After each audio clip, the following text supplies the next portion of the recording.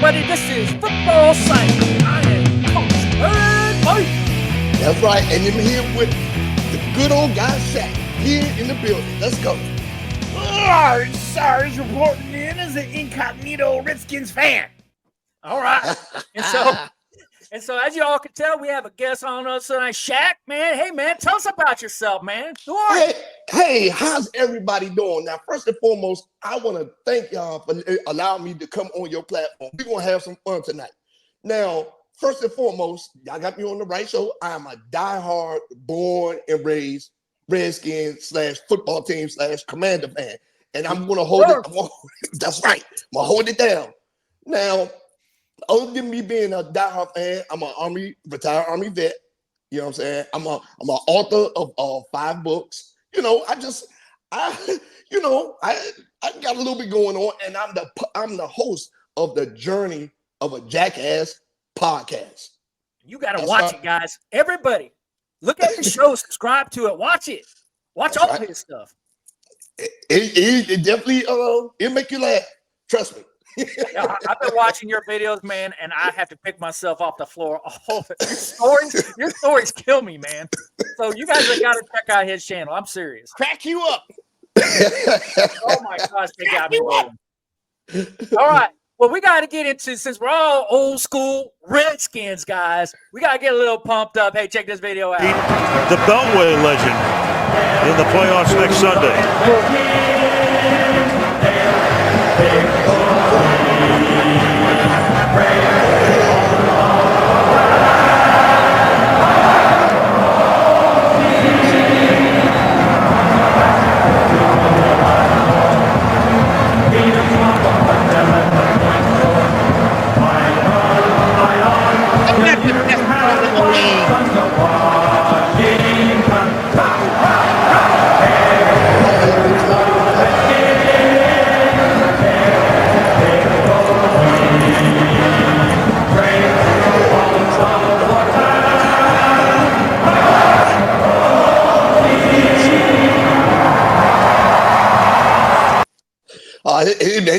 That gives me chills every time I hear it.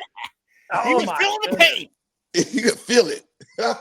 That's the good old heyday, the glory days. Oh man, I like it where you see the Hogettes in there, you see the cheerleaders, the band playing. Like, ooh, you see how full that crowd is too? Yep.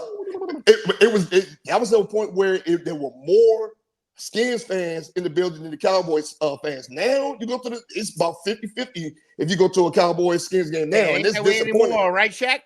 Yeah, not anymore. We need to get that back. This channel is going to bring that back. This channel that brings it back. Let's go. Let's go. All right. Hey, we're going to answer 3 questions. Liz, did the Washington Commanders make a mistake by not trading up and drafting a left tackle in the first round? We're also going to be like, what in the world is Adam Peters playing? Does he have one? I mean, what do we think about it? And are there any available free agents out there that are remaining that potentially, if they wanted to, they could actually sign? But before we get to that, we have a special guest, don't we, Large Sarge? Oh, I've been watching this boy, the lost tackle. He's been traded for OTAs. A lost tackle. All right. Well, you know what? I got some. You here? I think I got some footage on this guy. Let me go get him. You go get him, and I'm going to play some footage on this guy. Let's see what he got. You got a scout for us there, Shak. So let's see what this guy's doing. He's been training. Hold on.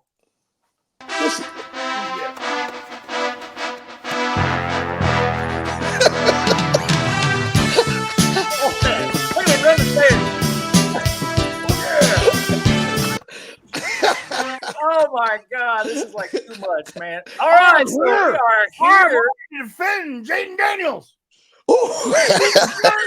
Kingsbury, you need me.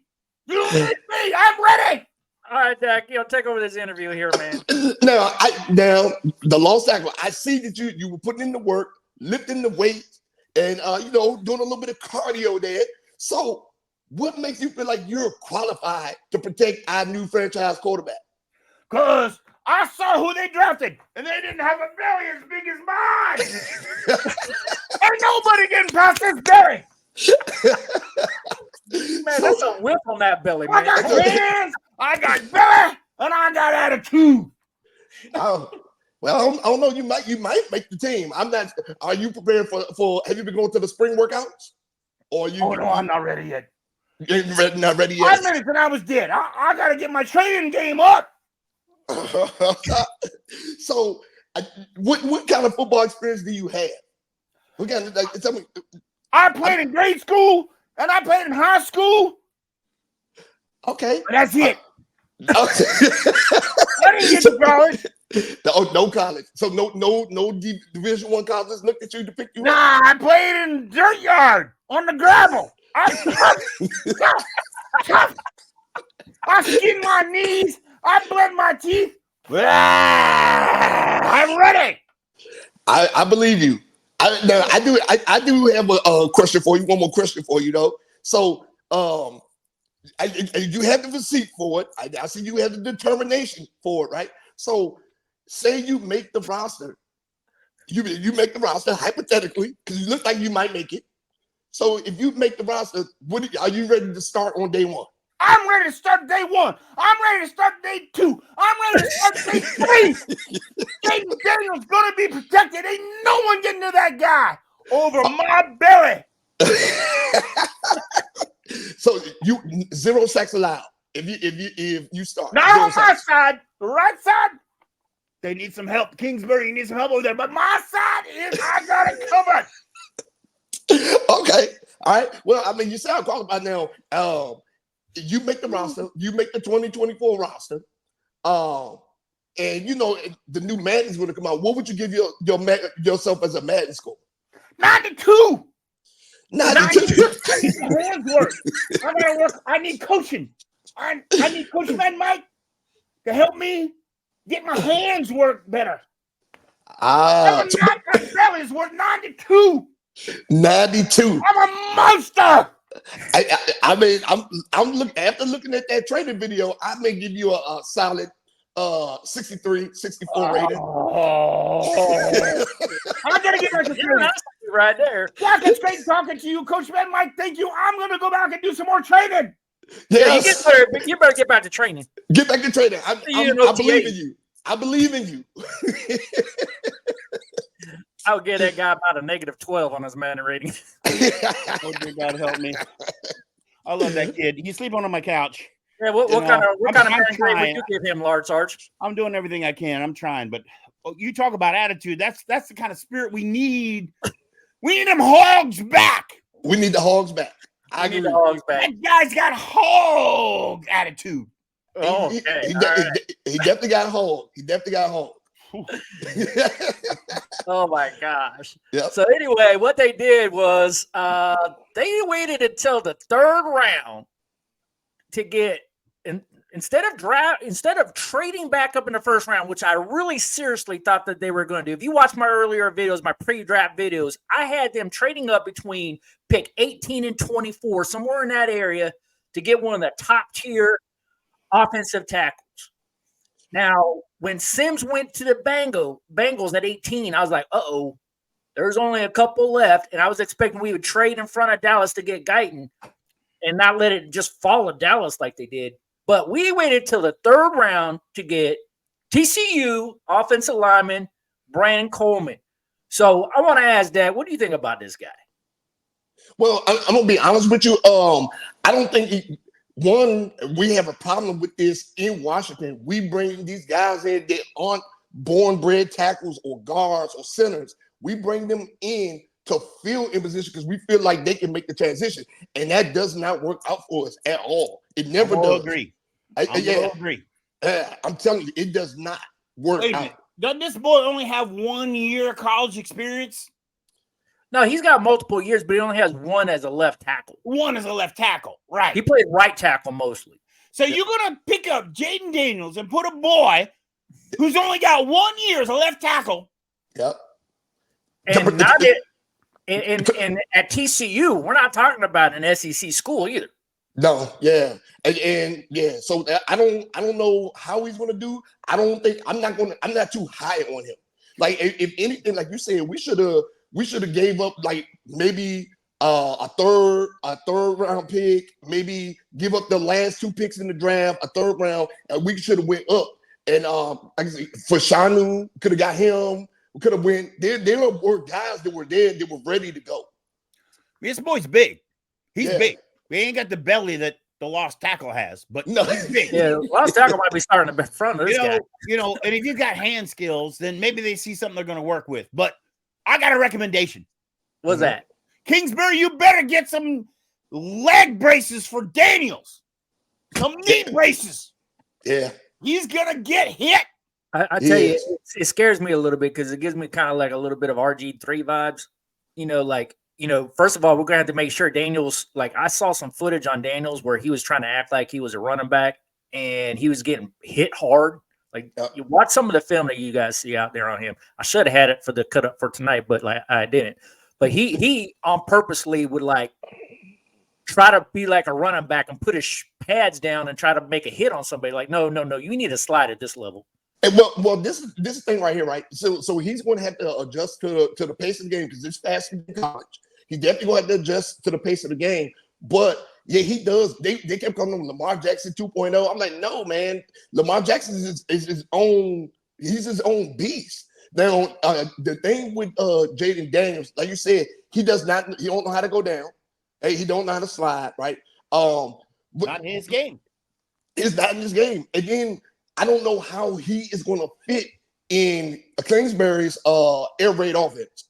That was a very, very confusing pickup for me for us. That I was like, okay, Dan Quinn, I kind of iffy, but that offense. But the one thing I can say for Jaden Daniels is that they put a bunch of weapons around him. He has weapons. He got targets. He's got targets. He do. I thought we was going to get one more big. I thought we were going to get one more big receiver. So, you know what I'm saying? Because we have the T-Mac and we got Jahan Doxson. I thought that even if they would have brought in maybe like Odell Beckham or somebody like that, the kind of balance the field out. Some hype. Some hype. So to talk about some hype, I don't know if this is like smoke screen trying to cover themselves or do whatever the case, because I think that there's still other options. Somebody actually found out. Now, this is something called a relative athletic score, the RAS rating. Somebody went out there and said Brandon Colemen, based off of all of his marks that he did through all of his skill drills and everything else like that, they compared him to Trent Williams. Now, Trent Williams, as we all know, probably one of the greatest left tackles in Redskins history. Not only that, is probably I think he is the only offensive lineman that's ever been rated 99 in Madden, and is by far the #1 left tackle in the NFL right now. Yeah. He's been in the league for a while now, and he's still so consistent. So for them to compare this guy to Trent Williams, they must know something that we don't know.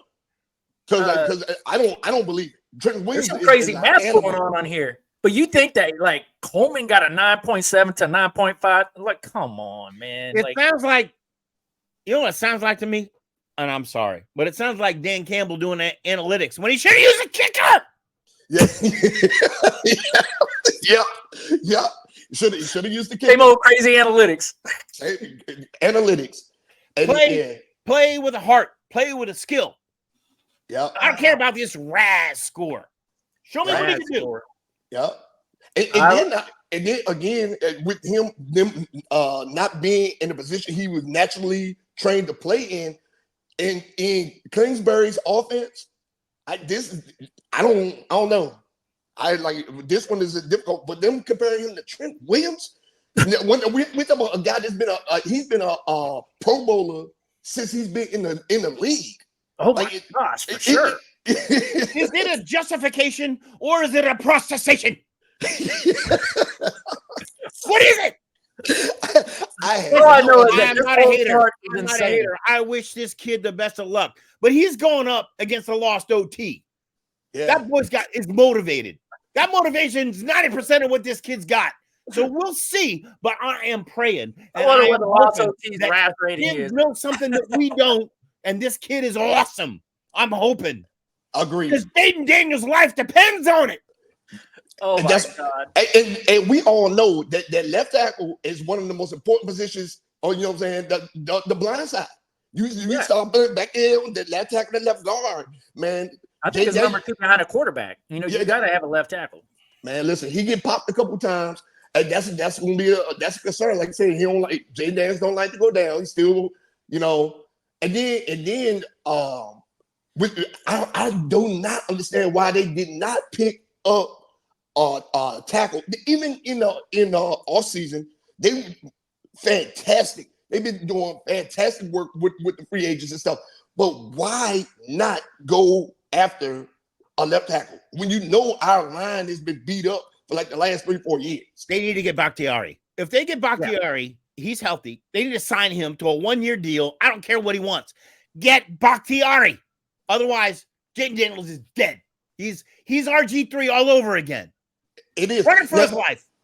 Now I'm gonna tell you. I don't know if he's on this list. It's one. Oh yeah, Donovan Smith. He's on there. I would say yeah. Donovan Smith is the one that's still out there too. Yeah, I like Donovan Smith too. Yeah, you know, I think he would be a good one. But like a lot of people are tying him to the Jets. He's from that area, and that was his favorite team growing up. And apparently, he's talking with the Jets right now, but they haven't signed him. So there's something going on there, which means there's still a window open, right? Yep.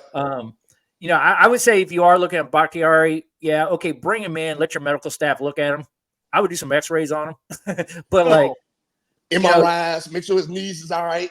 Right. But pay the boy. Get him in. Pay the boy, please. Because I think we know you're going to have the lost offensive tackle. I mean, really? Yeah. I think we've seen all we needed to see out of Charles Leno. I don't think we're going to sign him back.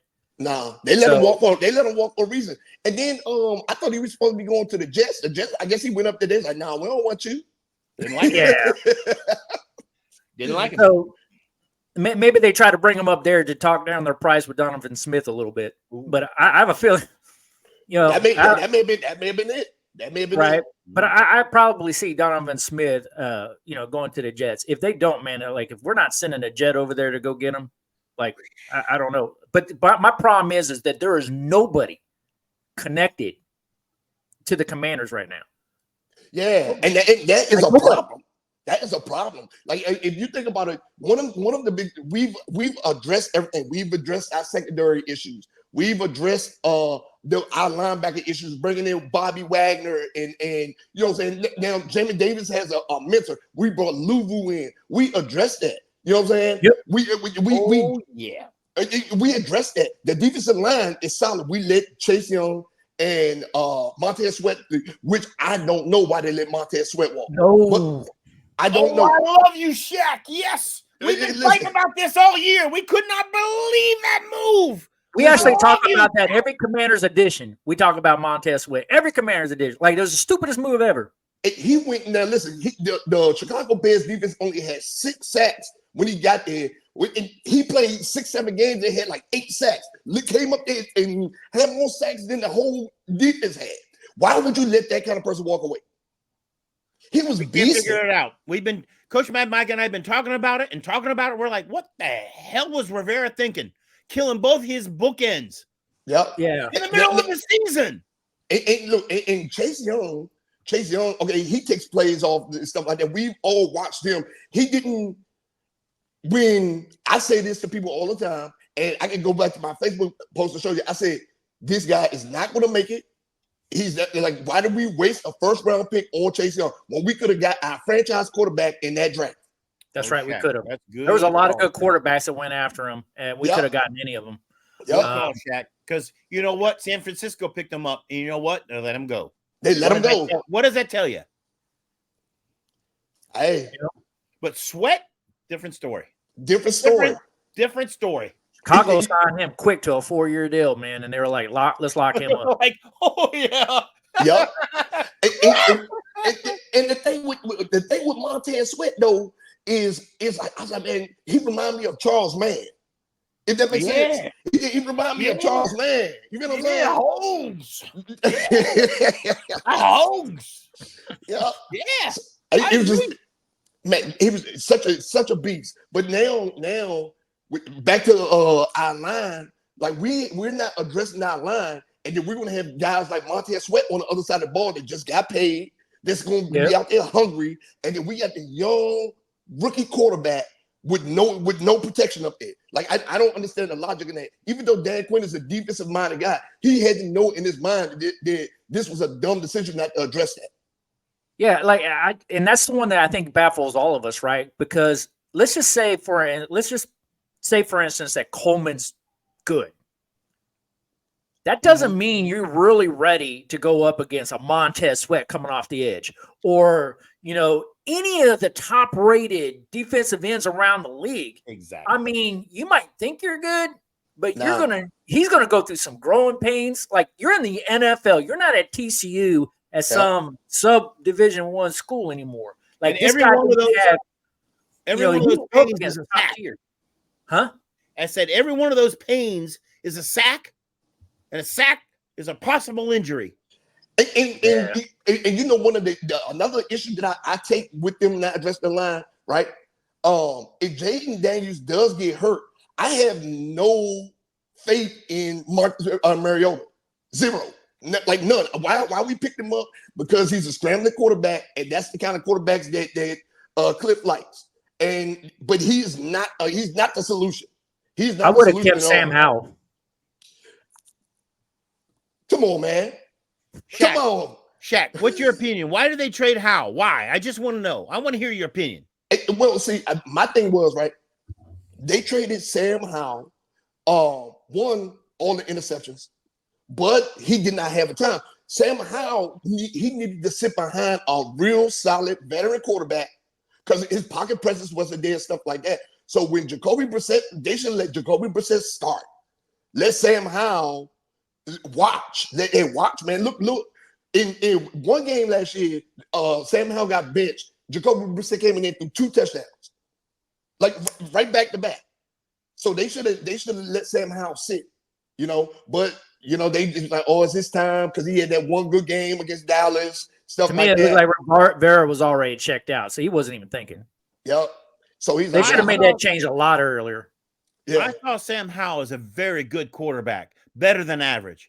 And he didn't have time to develop, and they threw him behind an offensive line that was paper thin, and the boy had to run for his life the entire freaking season and still put up numbers. Even though he took the most number of sacks and he took the most intercepts in the season, set a record, wasn't his fault.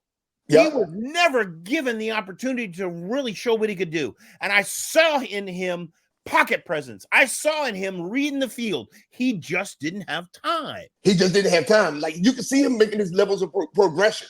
Like, you could watch him. He was making his levels of progression. He was like, oh, okay, boom, boom, boom, boom. But as soon as he gets to his third level of progression, he's on his back or he's running for his life. Right? Now, mark my words, Geno Smith's job is in trouble in Seattle. Oh, he has a chance to overtake him. His job is in trouble out there. Thank you, Shaq. I agree. So I think we should have kept Sam Howell, but again, Ron Rivera checked out. Now, if Ron Rivera, so this thing with him, right? When he came to quarterback situations, he never made right decisions. I give you an example, right? When we had Carson Wentz and Taylor Heineke, right? We were winning 6 out of 9 games, whatever the case may be. We got our head beat on by San Francisco, the best defense in the league, and he decides to bench Heineke against the Browns. If Heineke had started in that game over Carson Wentz, we would have won that game and we would have went to the playoffs. Coach Mike's gonna hate me, but I was a Heineke fan because that boy was a baller. He was a baller. He ain't had no arm strength, but he made it do what it do. He made the plays. Yep. But Rivera, when it came to quarterbacks, he never was too sharp with that. Yeah, and he'll go down of never really securing a quarterback that he had faith in. Of course, history, you can say you come up with excuses, but he was our head coach for over 4 years. You had to come up with a solution. And it's not like he didn't bring quarterbacks in, because he did. And you can say, okay, I got Alex Smith hurt, whole Project 11 kind of thing. You had Heineke, you had Carson Wentz. I question the Carson Wentz thing as soon as he signed him, because you saw him fall apart as bad as he did in Indianapolis. And guess what he said? He said, what we were talking about earlier. He said, well, we brought him in based off of the analytics. Analytics. We did the analytics on this.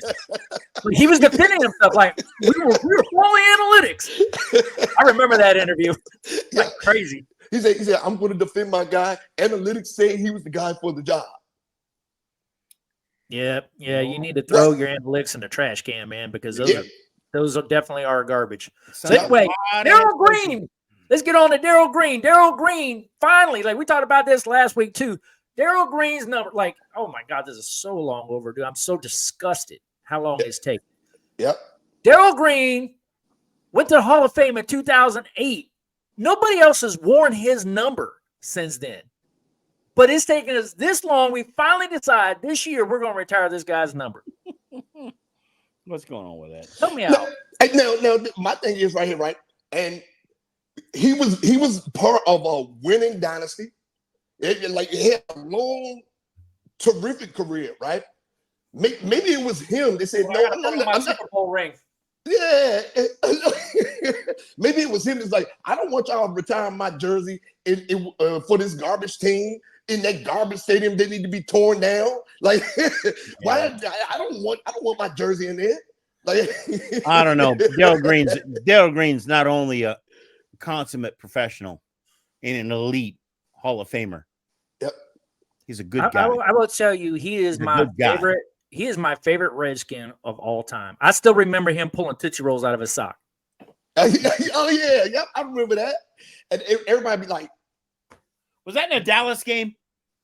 Like, this is about every game, and he always had a Tootsie Roll on sock because he always needed a snack. I remember that it got highlight reel in the Dallas game. One Dallas game, I think. It might have been. I don't remember.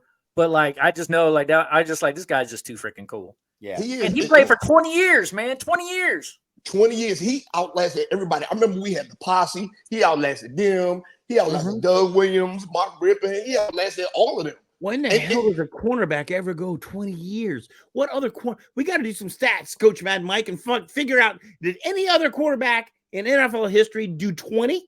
I don't think so. I don't think so. I don't think so, but we got to look at it. I think I did try to look at it one time, man. I don't think I ever found anybody who's played longer than him. I mean, there's been people play longer on a particular team before, but not at corner. Right. Yeah. Like, that's a hard position. Like Slater of the Rams played there for like 100 years, but he was an offensive lineman. Like, I remember him. And then you think about it, like, and Darrell Green played when, like, it was football.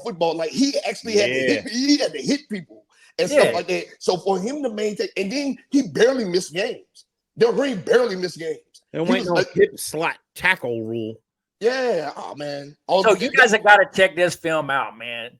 So Darrell Green is now 64 years old. Goodness. Watch this film. Grinding all my life, sacrifice, hustle, pay the price. Lord, look at that. Want a slice, got to roll the dice. That's why all my life I've been grinding all my life. Look, all my life, been grinding all my life. Sacrifice. It looks like he got a little junk in the trunk, but that footwork is crazy. Oh my God. At 64. And I firmly believe right now he probably can keep up with receivers in the league now. I want him on my flag football team, man. Man, come on, man. I'd love to see that. Yeah. Man, you see that footwork, man? That dude still's got it, man. 64 years old. He's running like that. Wow. I mean, listen, the way he he backpedal get broke. I was like, goodness gracious, man. Hey, man, dude is a beast. I'm telling you, he's a beast. It would be funny. They did a retiree game. A bunch of the old players got together, and they had like a little retire. Everybody just got suited up, and they like, one last hurrah. Yeah. Oh yeah. We might have some hamstrings pulled out there, but whatever. Yeah. Hammer. I'm out. The hammy. Oh my God. But he's man, that dude. And then you gotta take care of yourself. You feel what I'm saying? And he's been taking care of himself throughout the years. Like right. The man is a beast, straight beast. Yeah, straight beast. Yeah, that man's a straight beast. Oh my God! So I tell you what, this has been a fun show, everybody. I I'm going to tell you, we still got one more little section we got to do. We're going to be talking about the NFL draft class. We've talked about this a couple of times, but I want us to go around the room and tell everybody who you think your favorite or most interesting guy. Now, you pick somebody there, Shaq. Yep. But you want to talk about somebody else on here. Tell us what you got. Man, so I picked one of my favorite picks of this draft was a guy that was undrafted, right? But I'm going to get to him. But of all of the players that were drafted, I like the Jaden Daniels pick. I love the Sandstrom pick, the Sinat pick. But my favorite one was Johnny Newton, man. This dude is a dog. He's a dog. I'm telling you, John, I like keep putting them shenanigans stuff on. So he tied in, won't be here no more. Go ahead, take your tail on. Because we got your replacement in the cut. He's ready. This dude is NFL ready now. And he would he got some trouble in college. So if he didn't get in that trouble in college, he would have been a first round pick. I think he also broke his foot or something, didn't he? Yep, and he had to have surgery. So yeah, but he was a steal. I think out of all the picks in this year's draft, I think he was the biggest steal of this draft, and he's gonna show up this fall ready to play. For our follow up, you calling this one? He's the man to watch. Yeah. He's the man to watch. You calling it? You calling it? I'm calling it, and I'm telling you right now, John Allen get out there and start playing act like he don't want to play. That guy right there has the potential to be the defensive rookie of the year. Watch what I tell you. Ooh, I don't know if you're going to down there, Shaq. Well, yeah, I'm telling you, and I'm doubling down on that. You think he'll get the playing time? He will. Yeah, I will tell you what, Witt and Dan Quinn are going to have to find a way to get him on the field with Jonathan Allen and Deron Payne. Like if they can get all three of them on the field and get them working, it'll be interesting, right? It'll be interesting for sure. I tell you what, when I first saw that pick, I was a little shocked because it wasn't a position of need at the time, right? And I was just like, if you're going to trade up back into the first round, yeah, maybe because we had so many thirds, we had something like that. Because even though it says 3 seconds on here, we really had 2 number 2s and 3 number 3s. It was the Philadelphia trade that let us move up right in the second round again. But we had enough draft capital that I would have preferred them to go back up in the first round and get an offensive tackle. So when we didn't pick and we held at 36, I'm just like, what the world are they going to do at 36? Because all the big tackles are coming off the board. And when they signed this one, I'm just like, we have so many needs and we drafted somebody that wasn't a need. Exactly. Well, this is my thing right here too. And I want to see how Dan Quinn is going to play this, right? Because if you think about it, the defensive ends we picked up, we picked up Cleveland Farrell, and he's mid at best. So it may be a chance we may see Allen, Newton, and Payne on the field at the same time. Yeah, we also got Torrance Armstrong from now. That would be kind of dangerous, right? Yep. And we picked up Torrance Armstrong. And now our second level, our linebacker core is solid. Solid. So there's no if now we have a real middle linebacker, a captain. So we can let Jamin Davis do all that running to the sidelines and all that stuff. We got a general in there. So that's true. That's true. So, all right, we're going to get into our stuff. Now, I'm going to tell you about who my favorite person of this draft is. You know, most people know I was so high on Jaden Daniels, but that's too easy. I'm not going to go with Jaden Daniels because, people who are watching this channel will be like, Mike, we got it, man. We've been listening to you every week about Jaden Daniels. I called that 6 weeks before it happened. Yeah, even with all the stupid emoji stuff that was going on with his agent and everything else like that, I just it's not changing anything. Even Sarge disagreed with me for 2 months on this thing. I was saying it with Jaden Daniels all the time. He was a Drake May camp guy. Drake May. Everybody wanted to doubt me. Even all the freaking Pat McCaffrey. Let me call you out. Ian Rappaport, all those other guys. Who are some of those out there talking about all their mess? Drake May wouldn't have been. Drake May, no, he's not a fit. He wouldn't have fit for a Cliff's offense. No, we need a running guy. Look what he need a running guy. We need a especially running guy. When we got. Especially when we got our tackle, yeah. If you think about it, right? Look who he had in Arizona. When you know what I'm saying? He's a running guy. When he was at Texas Tech, he had a running quarterback. Like he liked Drake May's just not. He wouldn't have fit. So let me tell you guys about Ben Sonic. This guy is a workaholic beast that could play like a million different positions. This guy you can line up anywhere. This guy is a vertical threat. He's a blocking tight end. He could play fullback. That guy can do drag routes, button hooks. That guy can stiff arm like a mother. He just plows through people. This guy does everything. He's a blocker. Yeah, he's a blocker. He blocks. He does everything.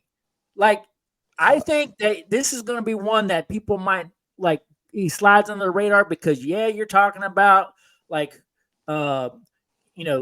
You're talking about Daniels. You're talking about all these other kind of guys. I know you're going to get to McCaffrey, all these other guys, but Ben Sinnott, I'm telling you, like, he has a chance of passing Zach Ertz sometime in the season. If not, if Zach Ertz does it, because Zach Ertz has been losing a little step here and there. But if he needs to, like, or if you have two tight end sets, the possibilities are sick with this guy being out on the field. I love this pick. Now I agree with you. I love this pick too, but this is my thing right here. It was confusing to me as well because we already have we let Logan Thomas walk, but we already have a crowded tight end room. Mm-hmm. The tight end room is crowded right now. They're gonna be fighting to make the roster in there. Like literally, we got Zach Ertz, Ben Sinnott, John Bates. And you got Cole Turner, who I always liked Cole Turner. Yeah, Cole Turner. Yeah. You're right, Shaq. You're right. It's a tight room, huh? It's a tight room. So it's like there's some Volkswagen and fighting in there to get that position. But here's what I like about Ben Sinnott. Like, this dude also has lined up at fullback. And I'm an old school kind of guy. Like, if you want close yardage kind of stuff and you want some guy lining up a little bit at fullback too, this guy can do it. Yeah. I love me some fullback. Yeah, I'm telling you, I love fullbacks. I don't understand why they're a dying breed, because if I started a team today, I would have a fullback. A fullback. Man, Mike, you think this guy in front of Robinson's going to be dynamite? Ooh. Yeah, it doesn't matter if it's Robinson. Like, that power game would be like unstoppable. Or with Eckler? You think he can open a hole for Eckler? For Eckler, who's got all the moves in the world, like he could play off any kind of block this guy throws. Oh my gosh! Yeah, that's what I said. Jaden Daniels has the weapon. I love this. Yeah. I love it too. So for some good old fashioned, you know what I'm saying, gridiron football, like smash mouth. You know what I mean? Them Hogs need to get back to that. That's where we were born. That's where we were bred. That's where we were the best. Yep. This one's you, Shaq. Now, this is besides a Newton. Mark my words with Newton. He's gonna be the guy this year, right? But my surprise to everybody, best pick that I think we made was signing Sam Hartman. Now let me tell you why. This reminds me of the 2012 draft when we drafted RG3, and then when I say RG3 wasn't going last. The best pick of that draft when we drafted Kirk Cousins. So us getting a battle-tested Sam Hartman from Notre Dame, this guy is battle-tested. He is battle-tested. He's been through it. Been to bowl games, been on winning teams, all this. This guy is battle-tested. And he has the size of your typical NFL quarterback. And his arm strength is insane. So, hear me out. We got Mariota as a running quarterback, whatever case may be. Sam Hartman, if he does he's going to make the team, but he's not going to be on the practice squad long. Especially the way if Jaden Daniels is not performing the way he's supposed to be playing, no protection on the line, stuff like that. Because if Jaden Daniels is a small dude, Sam Hartman is got some size to him. Mm-hmm. And he got some size to him. So I picked him because he's going to be a surprise to us. I can see him on our roster for a long time. And so I did see something in there that said like everybody was shocked that this guy went undrafted. Everybody. When the draft ended, because he was in the top 10 quarterback conversation for a long time. He was in the top 10 conversation. It was like, oh, Sam Hartman. But you know what happened? He didn't have a good combine. So, I mean, you know, honestly, who's this kid going to train behind? Who do the Commanders have to train this kid up to the NFL? Nobody. Nobody right now. Mariota? No. No. Or a rookie? No. No. So, yeah, I get it. He's prototypical quarterback material. Uh-huh. Who the hell's going to develop the kid? Kingsbury? That's one of the issues he's going to have in DC. Now, I'm going to tell you right now, and you hold me to this too. Sam Hartman, if we do release him, he's going to go somewhere else in the NFL and he's going to be a star. Watch what I tell you. Okay. Watch what I got tell it all you. recording. You record everything. You're on the record, Shaq. Yeah, I'm on the record. I'm on the record. You're on the record. He is the pick. He is the pick that I was like, when I looked at the undrafted, I was like, what pick? Sam Hartman didn't get drafted? Hold on. I think everybody said that. I will tell you, like, it was amazing. Like, as soon as the draft was over, I don't even think, like, everybody was cleared out of the draft area, and the Commanders were already moving in on this guy. Yeah, because they signed him so quick. It was like, do you think he's going to beat out Mariota? Yeah, he has the potential, but the only reason he won't is because we need veteran leadership in that quarterback room, and it's sorry that it sucks that we had to get it from Mariota, but he's the veteran we got. Mariota's got a lot of experience in losing games. I agree. I totally agree. He's got a lot of experience we could get in the locker room to help us figure out how to lose games. I absolutely agree. And let's look at Mariota's track record. Since he left Tennessee, it's just been all down here. Philly, no. Atlanta, no. Like, you get what I'm saying? The one thing you can say about Mariota, he's been around the league. Yeah. He's seen different systems. He's seen different coaching styles. Mm-hmm. He might be a great locker room guy, right? A great locker room guy, right? Yeah. A great quarterback's kind of ulterior coach, just because he's been around so many. All right. I will say this. Like, I don't know. I think we have another long shot to root for. I think Sam Hartman, we need to start rooting for this dude. Yeah, because I'm telling you, what's his name? But Sam Hartman's my guy. But I'm gonna tell you another thing too. With Mariota, I was never big on Mariota coming out of school. When he was in Oregon, I was like, there was nothing spectacular that stood out about Mariota in Oregon for him. Has there ever been a good quarterback come out of Oregon? For sure. Bo Nix. Well, the jury's still out on him. Right. He's a rookie too, so we'll see. Go find somebody. But Bo Nix, he did 6 years in college. This dude is like 5 or 6 years in college. Like he has been all over the SEC. He used every drop of his eligibility, didn't he? Yep, every drop of it. So Bo Nix is, I think he's gonna have a good career too. Bo Nix, I think he's gonna be the one of the unsung quarterbacks that was drafted that people really ain't talk much about. That's gonna thrive. Watch. Right. All right, Lars, sorry, you are up. Tell us about your guy. So wait a minute. I you know what? For this, I got to take the glasses off because I got to get serious. All right, folks, listen to this. I'm not serious. All right, I can't believe it. I'm getting serious here. Listen, I watched the film on this kid. NFL is getting too much like the damn Kentucky Derby. We got 7 Pro Bowl Hall of Famer guys that have their sons in the game that got picked this year, an NFL record. We are breeding players. I like it. I like it. I like it. Like, I know his brother, like Christian McCaffrey is his brother that's in the league, but like, was his dad in the league? I don't even know. Yeah, Ed McCaffrey. Oh, that's right. Yeah. The whole family, they're like the damn. He was a wide receiver too, wasn't he? Yeah, he was a wide receiver. Mannings. Yeah, okay.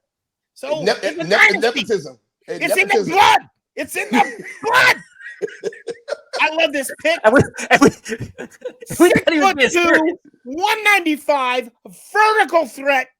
And Coach Mad Mike, you know I call slot receivers. You call slot receivers. I call slot receivers like taking money to the bank and cashing it, like biting the chips at MGM. Yeah. I'm going to tell you something. Nobody I'm understands listening. how good this kid is. I watched the film. I watched the film for 2 freaking hours today. This You spent the kid whole 2 hours in has it? got hands. He gets in the open space, just like his brother. He gets in there. He figures out how to get there. And his body position is sick. Sick. I don't know. It might be hard to live up to what his older brother does. It might be hard to live up to what his older brother does. Watch out. Watch out. Round 3, dynasty pick right here. Glasses back on. That's all I got to say. Ooh, like we were saying earlier, he reminds me of like a Welsh worker kind of guy. You know what I'm saying? Oh, yeah. Yeah, you know what I'm saying? Only taller and faster. A little bit taller and faster. That's right. So, all right. Yeah. I like that one. I like that. Okay. Yeah, I'm looking forward to seeing what it has, you know, because we let Curtis Samuel go. So, like, he's got to fill that spot. He can do it because, I mean, Curtis Samuel was an injury-prone player. So it's like, I mean, did we really lose anything letting him walk? Yeah, well, I mean, we saved cap space that we should use to sign an offensive tackle. But I'm all in on McCaffrey. All right, he's your guy. We're gonna watch him. We're gonna watch. All right. I mean, I do think. Hey, I agree with you. You know, there, Shaq, when you were talking about like Jane Daniels has weapons. Yep. When you look at all these receivers and you see the tight ends that we have and you see the running backs that we have, like he has weapons. He has weapons. And if Kingsbury can come up with the right kind of scheme and if Coleman can have some kind of hold that line a little bit, give him a little bit of time, we might be all right. The biggest questions is the offensive line right now for us. I feel like and Cliff's play calling again because that air raid offense is not effective in the NFL, and it hasn't been since he been in. Since he's been in the NFL, it's not an effective offense. So I can't wait to see the Madden playbook on this guy. Yeah, that's what I'm saying. Like it changes in his schematics have to be made. It's got to be better than EB. Coach Mad Mike and I play franchise Madden. He refused to buy 24. I got it. He's waiting for the next year to come out, right, with a college. That's what we want, right, to get into the new franchise. So we're playing. I'm like, let's play Lions versus Commanders. Coach Man Mike threw the controller. He couldn't handle it. I saw EB's playbook. My plays. Where the hell's a run? What do I pass? I beat him. Eric beat him. I beat him. Was garbage. The thing with EB, he didn't believe in balance. He would that like it would go games. It would be like 60 offensive plays, 50 of them would be passed. Yeah, I mean, you blame Howell? Howell was set up for failure. Howell was set up for failure. That's why you needed to give him more than 1 year, right? You needed to give him a shot to like develop here. But all right, you didn't give him an offensive line. Anyway, as we wrap it up here, I need to know from Shaq here, how you think the Commanders going to do this year? All right, man. Now I'm gonna be honest with you, right? I don't believe in Dan Quinn, right?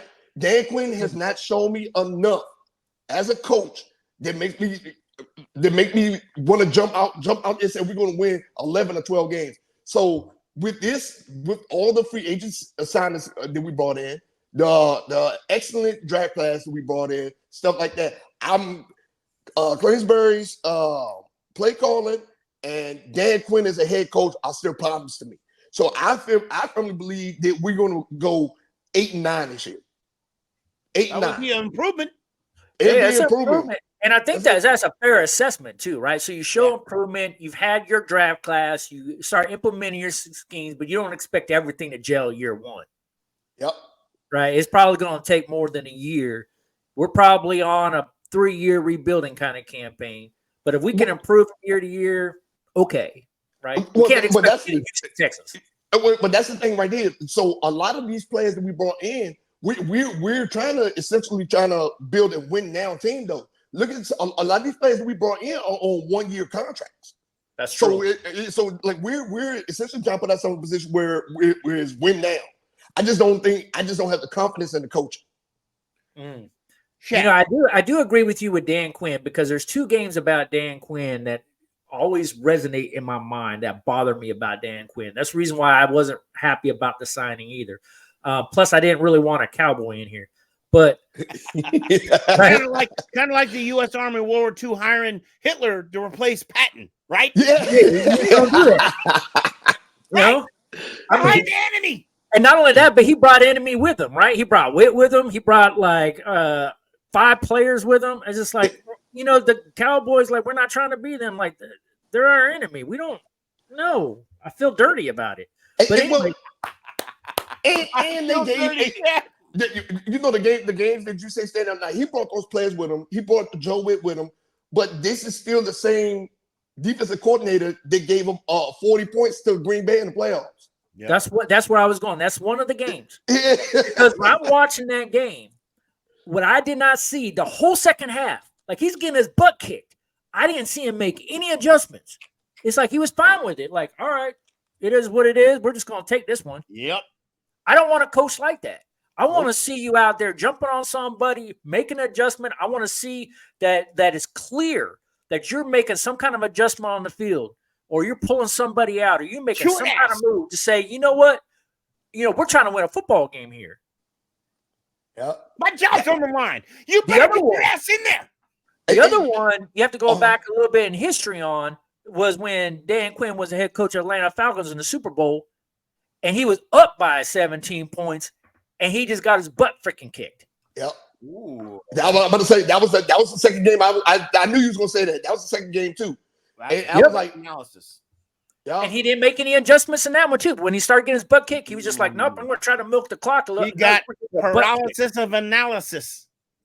So yeah, you know that tells me you got 2 historical data points where when the going gets tough, he doesn't do nothing.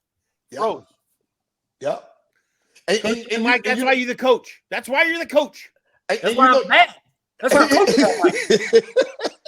So, Shaq, where do the Skins, i.e. the Commanders, finish this year? AKA.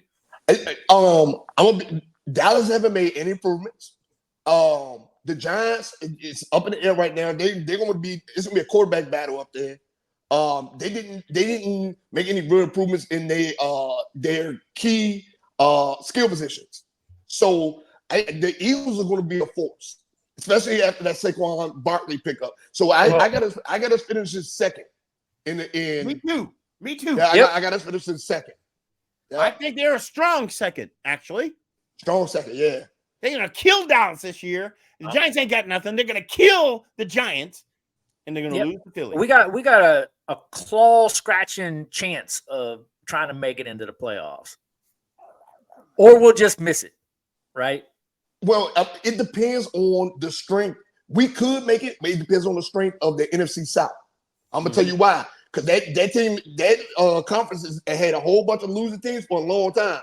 So if who you got in Carolina, Tampa, Atlanta, and New Orleans, it depends. It depends if we can get in the playoffs at 8 and 9. If that conference completely stinks again, that would be a sorry way to get in. But I agree with you, Shaq. But I'll take it. Did it before. But I definitely see that the team has improved enough to get to the number 2 slot in the div. Yep. I definitely feel strongly about that. All right, guys. Well, hey, we got to wrap this show up, man. I will tell you, this has been an awesome show, man. I appreciate you there, Shaq. Thank you so much for being on our show. Hey, man. Party words. I'm glad that y'all brought me over. This was so much fun. Y'all have to bring me back. This was so much fun, man. We got a chance to talk this football, man. Hail to the Redskins. You know what I'm saying? Hail to the Redskins. I look forward to coming back. Trust me. And I have to bring y'all on my show too. Shoot. All right, let's do that. All right, sports fans. Oh, yeah, it's going to be fun. We are out of here.